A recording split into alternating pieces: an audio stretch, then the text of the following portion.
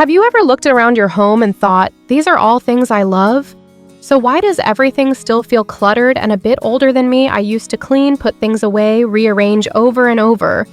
But that heavy, messy feeling was still there until I realized the problem wasn't that I was lazy, it was a few specific categories of stuff that almost every home has. In this video, I'm going to walk you through 7 types of items that quietly make your home look cluttered and older, plus gentle ways to deal with them without buying anything new or doing a full makeover. These are all changes I've made in my own busy home. Still working, still having a full schedule. But just by tweaking a few spots, coming home started to feel lighter instead of feeling like I had to keep fighting with my stuff. If you want your home to feel calmer while your mind also feels lighter, stay with me until the end, because the first tip about those saved for special occasions items might surprise you.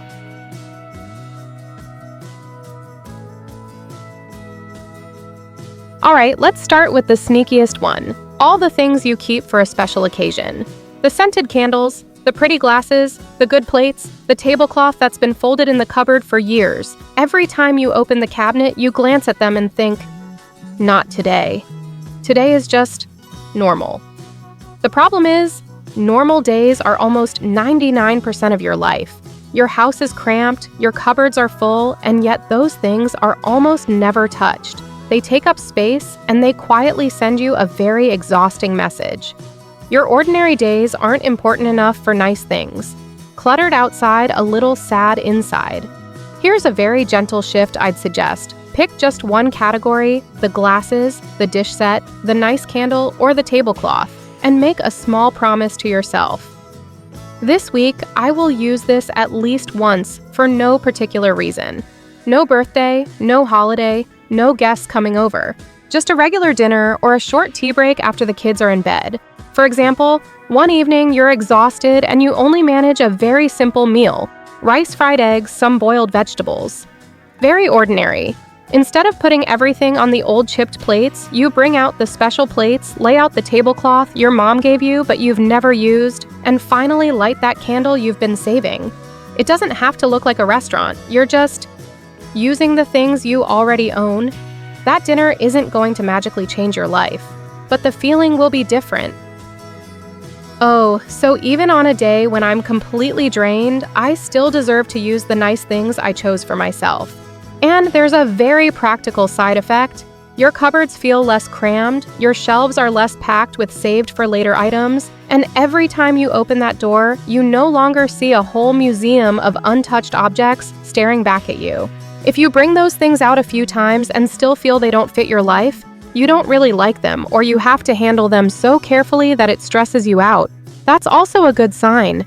It means you're being more honest with yourself. Either you keep using them or you gently let them go. Whatever you choose, your home will be lighter, and that tiny knot of guilt you feel every time you glance at that cupboard will also start to loosen. Once you stop saving your life for special occasions, you'll start seeing the rest of your things with different eyes.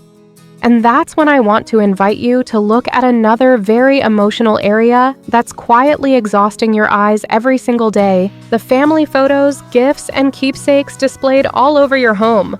Once you stop saving your life for special occasions, you'll begin to see your things with fresh eyes. And that's when I want to point you to another area that might be quietly draining your energy: family photos, gifts, and keepsakes displayed around your home.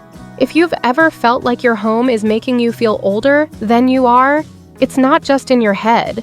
A lot of the things we keep or display can make our space feel cluttered and outdated, especially as we get older. Tomorrow, we'll dive into those bigger things in your home that are adding to that feeling.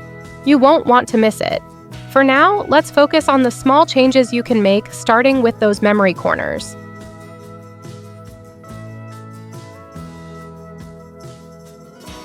Next, let's talk about your memory corner.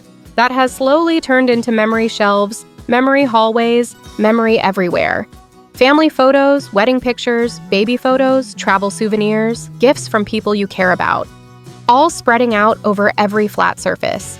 You never meant for it to be this much. It just built up over the years, one photo here, one little statue there, one more temporary spot on the TV stand. Each thing is sweet on its own, but together, it's a lot. One day you look around and realize every surface is telling a story, and your eyes are tired of reading all of them all the time. And this kind of clutter is the hardest because it doesn't feel like clutter. It feels like love, like gratitude, like loyalty. A part of you thinks, if I put this away, am I being ungrateful? So you leave it and silently accept living with visual noise you're actually exhausted by. So we're not going to start by throwing anything away. We're just going to experiment. Pick one small area, maybe the TV stand, a hallway table, or one shelf. From that spot, choose 3 to 5 items you truly love right now. The photo that still makes you smile, the gift that actually feels like you, the one souvenir that still lights something up in you. Everything else from that one area goes into a simple memory box. Not the trash. A box. You're not rejecting anyone, you're just giving your home and your eyes a bit of space. Now picture the difference. Before, your TV stand is lined with 8 frames, a plate, some statues, a candle holder. Dusting it is a full chore, so you often avoid it. After, it holds one favorite photo, one decor piece, maybe a small plant. The rest rests quietly in the box. You can wipe it down in seconds. And when you sit down at night, your eyes land on a few calm, meaningful things instead of a crowd. Over time, you can even rotate pieces every few months. Open the box, bring out 1 or 2 items, put 1 or 2 away. Your decor can change as you change. And if something has stayed in that box for a year without you missing it, that's your gentle signal that you might be ready to let it go. When you do this, your home stops feeling like a museum of everything you've ever been, and starts feeling like a place that supports who you are today. And once you've softened this emotional layer a bit, you'll find it much easier to deal with the next source of overwhelm, all those everyday flat surfaces that never seem to stay clear for more than a few hours.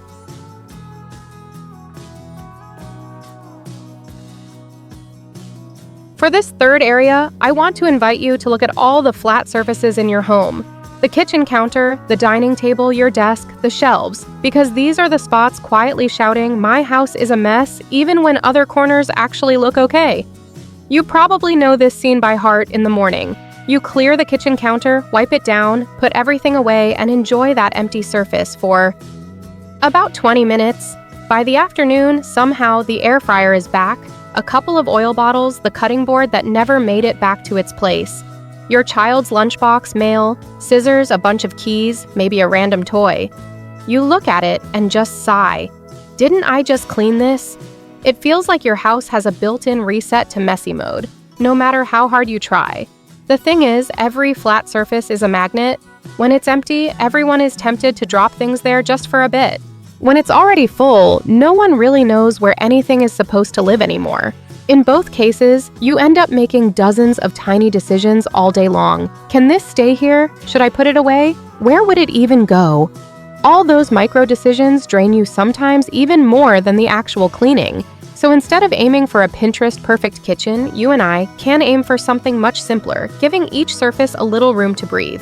The way to start is by picking just one main surface to work on first. Not the whole house, just one, the kitchen counter you use the most, the dining table, or the desk that always ends up catching everything. Once you've chosen it, set yourself a rule of 3 for that surface. That means only 3 items are allowed to live there permanently. For example, on a kitchen counter, it might be your air fryer or rice cooker, the kettle, and a small tray holding oil, salt, pepper, and dish soap. Everything else doesn't disappear. It just gets a proper home somewhere else, in a cupboard, a drawer, or grouped together in a bin or tray you can easily move when you need the space. From there, slowly give the other things a clear place to belong. Papers and mail go into a tray or a file, not straight onto the table. Keys and small random bits go into a little bowl or basket near the door. The kids' stuff lives in one bin or basket that belongs to them instead of living on your kitchen counter. Let's walk through a very real example. Right now, your counter might be holding the air fryer, kettle, blender, toaster, 3 bottles of oil, a cutting board, dish soap, a sponge mail, and several spice jars standing around. Every time you cook, you're dodging this, shuffling that. It feels like you're cooking in a storage area, not a kitchen. Wiping the counter becomes a full project so many nights you just leave it for tomorrow. Now imagine that same counter after you apply the rule of 3. It only has the air fryer, the kettle, and a small tray with oil, salt, pepper, and dish soap. The blender and toaster are stored in the lower cabinet, not buried so deep you'll never use them just off the counter. The cutting board has a set place to stand or slide into a drawer. The mail has moved to a tray on a shelf or sideboard, not sitting by the stove. Suddenly, the counter has empty space. You can see the surface, not just the stuff. This doesn't mean your home will magically stay tidy like a TikTok clip. People in the house will still put things down there. Packages will still arrive. Your kids will still leave cups in surprising places. But the difference is you now know what's allowed to stay and what's just visiting. At the end of the day, you're only putting the guests back where they belong because you've already decided who the permanent residents are on that counter or table. You can add a tiny habit to support this: a 5-minute surface reset in the evening. Not a deep clean, just throw away trash, gather papers into the tray, put things back in their homes, and wipe once. 5 minutes sounds like nothing, but the difference is huge. The next morning, when you walk into the kitchen and see a clear counter or table, you don't immediately feel "I'm already behind." Instead, you get, "At least I have one tidy spot to start my day from." When your flat surfaces can breathe, you can breathe too. Your eyes stop tripping over piles of temporary stuff, and your brain doesn't have to hold a mental map of where everything is. And once the horizontal surfaces are a little quieter, there's another place that's worth looking at. A place that can make a whole room feel busy and heavy, even when the floor is clean and the table is clear your walls.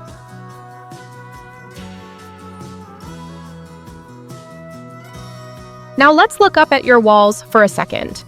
Because even when the floor is clean and your counters are clear, your walls alone can make a room feel busy, noisy, and strangely tiring. Think about it, almost every wall has something on it. Family photos, prints, quotes, calendars, kids' art, little shelves with decor. None of it is bad on its own, but altogether it's a lot for your eyes to process. You walk through your own hallway and your brain is still reading, even when you're just trying to get to the bathroom. So we're not trying to make your house look empty, we're just trying to make the walls a bit quieter. Start with one wall you see a lot, maybe the one opposite your sofa or the one above the TV. Step back and ask, where do my eyes go first, and is there anywhere my eyes can rest? If the answer is no, that wall is doing too much. From there, choose one main focal point to keep a larger photo. You love a small cluster of frames or a simple shelf with a plant and a picture. Then take everything else down and lay it out. Ask yourself, does this still feel like me now, or is it just here because it's always been here? Keep the few pieces that still feel true and gently put the rest away in a box or drawer. The result, you'll see patches of blank wall again. Your eyes finally get a pause instead of bouncing from object to object. The room feels calmer, and wiping that wall takes minutes instead of half an afternoon. Most women find they don't actually miss the pieces they took down. What they notice is that they feel less overloaded. And just like with sentimental items, you can always rotate things back in later.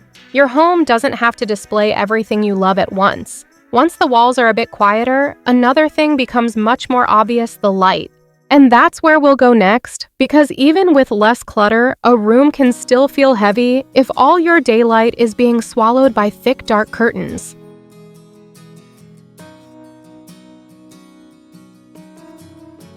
In this part, I want to bring you over to your windows, because sometimes what makes a room feel heavy isn't the stuff on the floor, it's what's hanging right in front of your light. Many of us grew up in homes with heavy layered dark curtains, one thick fabric layer, a sheer layer, maybe a decorative valance on top. It looks proper and respectable, but the trade-off is a room that's almost always darker than it needs to be, and a little heavy even in the middle of the day. You end up turning on the lights all the time and occasionally wonder why you still feel a bit boxed in at home. Natural light is free, but it's one of the easiest things to block out just out of habit. We half close the curtains to avoid glare or so the neighbors can't see in, and then forget that the entire room is now starving for light. In that low light, everything, the walls, the floor, the furniture, looks older, dingier, and heavier than it really is. I'm not saying you have to replace all your curtains or redo your rods and hardware. The first step is simply to open things up as much as possible. Pick any day when you're at home. Try pulling the curtains all the way to the sides, open the sheer layer too if you have it, and let in as much daylight as you can. Sit in that room for 15-20 minutes and just do normal things. Drink your coffee, scroll your phone, fold laundry, play with your kids. Then quietly ask yourself, how do I feel with this much light in here? More at ease or less? If you feel like you can breathe more easily, that's a good sign you can take one more step. You might not be ready to buy all new curtains, but you can absolutely take down the decorative valance at the top, the one that mostly just collects dust. Remove one heavy layer and keep the lighter, brighter one. Or simply set a new rule for yourself during the day: curtains are pulled all the way open, not left halfway to block some sun and then forgotten.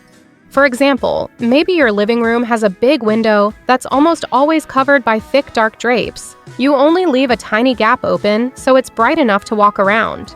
The result is that you have the lights on most of the day, and you watch TV in a space that always feels a bit dim, a bit yellow, and older than it really is. One day, you decide to pull the curtains all the way to the sides, take down the decorative piece at the top, and just leave it like that all day. At first, it might feel a bit too bare, or you might feel a little exposed. But if you really pay attention, you'll notice the walls look brighter, the floor looks cleaner, and the whole room feels fresher, even though you didn't declutter a single item. Light doesn't just change how a room looks, it changes how you feel in it. A room that stays dark all day makes it easier to feel sluggish, unmotivated, and quicker to snap at small things. Simply making it a habit to pull the curtains fully open each morning is like giving yourself a tiny reset. Your home feels less closed in, and your mind feels a bit lighter too. Later on, if it feels right and you have the budget, you can think about switching to lighter, brighter, easier to draw curtains. But there's no rush. Just using the natural light you already have is enough to make a room feel like it's aged backwards a few years, and once the light is flowing in, it becomes much easier to see another area that might be weighing your home and you down: your bed. Not because you sleep too much, but because there are so many pillows and layers on it that every morning making the bed feels like a whole project you'd rather avoid.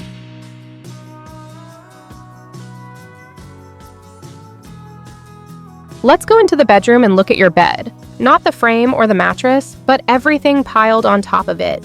You probably know this moment. You wake up, glance at the bed, and think, if I start fixing this, I'll be here forever. So you grab your phone, walk out, and the bed just stays like that all day. There are sleeping pillows, big pillows, small pillows, decorative cushions, a light blanket, a thick blanket, a throw at the end of the bed, maybe even a bed skirt that's always a bit crooked. It looks nice in photos and hotel rooms, but in real life, with work, kids, chores, and a tired brain, it mostly means you're too drained to make the bed, so you leave it. And when the bed is always messy, the whole bedroom feels unfinished, like the day never really starts tidy and never really ends tidy. So instead of chasing a magazine bed, let's aim for a 2-minute bed you can make while still half asleep. Start with the pillows. How many do you actually sleep on? Keep those, and at most, 1 or 2 decorative ones you honestly like. The rest can be stored away for now. You're not banning pretty pillows forever, you're just reducing the daily workload your future tired self has to deal with. Then look at the layers. Ask yourself, can I bring this down to one main layer? I just pull up in one motion. For many women, a simple setup works best. A fitted sheet on the mattress, one duvet or comforter that's warm enough, and maybe a light blanket folded neatly at the end of the bed for colder nights. If the bed skirt only collects dust and makes cleaning under the bed a pain, you're absolutely allowed to take it off and see how it feels. Now imagine the difference. Version 1.6 pillows, 3 blankets, everything wrinkled. Every time you walk past, you feel that little sting of, I still haven't done this. Version 2.2 sleeping pillows, 1 small cushion, 1 duvet. In the morning, you just pull the duvet up, fluff, the pillows drop the cushion in front. It takes about a minute. It's not perfect, but it's done. Over time, that tiny done matters. The room looks noticeably more put together even if nothing else has changed. At night, walking into a room with a made bed feels like a soft full stop at the end of the day. In the morning, you've already finished one small thing before you leave the room. And that quietly shifts how you see yourself, not as someone who is always behind, but as someone who's slowly getting a bit more control back. Once your bed stops asking so much from you, you'll have more mental space to notice the big, heavy pieces around the house that are also weighing your home down, like oversized TV units, CD, DVD towers, and bulky furniture sets that make your rooms feel older and more crowded than you really are. And that's where we're heading next.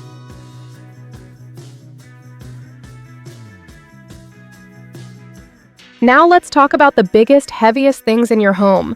The pieces like a TV cabinet that covers an entire wall, a tall CD/DVD tower, or a full matching set of living room or bedroom furniture that you bought once and then kept for 10-15 years. Back then, they made perfect sense. TVs were thick, everyone needed lots of storage, and having a whole collection of discs felt exciting. But the way you live now is very different while the furniture has stayed exactly the same. If you've already decluttered the small stuff, but the room still feels tight, cramped, or a bit old, there's a good chance these big pieces are the real reason. They block light, take up floor space, and make the whole room feel heavier. But because they've been there for so long, you've stopped seeing them as a problem, and you might not even feel like you're allowed to change them. You don't have to jump straight to sell everything and buy all new furniture. You can start very gently by clearing what's sitting on top of them. With the TV cabinet clear, the surface remove extra photo frames, candles, small figurines, fake plants, random souvenirs. With the CD/DVD tower, take a look and keep only a handful of discs that still mean something to you. The rest can go into a box to store or eventually donate, sell. With a large dresser, clear off as much of the top as you can, keeping only a few things you use every day. Once the surfaces are clean, you can see more clearly without all the clutter on it. Does this cabinet or unit still feel as necessary as you thought? Then stand in front of each big piece and ask yourself honestly, what am I actually using this for right now? And if it magically disappeared tomorrow, what would I truly miss? If the answer is, mostly it just holds random stuff because there's space that's a sign it's serving habit more than real need. At this stage, you still don't have to get rid of it. You can just start lightening the load, leave one shelf or one section completely empty, move some things into more suitable storage, and deliberately keep part of the unit bare, so you can see whether the room feels lighter and easier to be in. Over time, you can choose one candidate piece to leave your home first, maybe the CD/DVD tower you haven't used in years, the coffee table that's too big for the room, or the TV unit that takes up the whole wall. Make a quiet note in your mind, when I get a chance to change something, this will be the first to go. The next time you do a bigger clear out, sell old items or rearrange the room, you prioritize that piece. Each bulky item you remove or downsize makes the room feel more open, easier to move around in, and noticeably less heavy. Most importantly, you're starting to arrange your home for the life you have now instead of clinging to the way things used to be. The era of discs, big TVs, and wall-to-wall wood furniture to feel complete. Today you stream movies, work more flexibly, your kids need space to play, and you need breathing room more than you need furniture for the sake of it. When you start seeing these big pieces as leftovers from an old chapter rather than debts you must keep forever, the idea of changing them feels less scary and more like a step toward freeing your space and freeing yourself.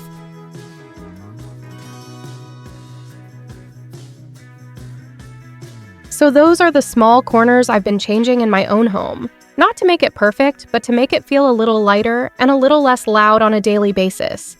You don't have to do all of them. Even one tiny change in one small spot is enough to start. If lately you've been feeling tired, overwhelmed, and not even sure where to touch first, just choose one area from this video and gently lighten it. Then notice how it feels each time you walk past that spot. If your shoulders drop a little, if your mind feels a bit less crowded. That alone is already progress. If you want to go deeper into specific spaces, like the kitchen, living room, or bedroom, I have separate videos where we declutter each area step by step in a way that doesn't overload you. You can watch one of those next, almost like giving tomorrow you a small head start.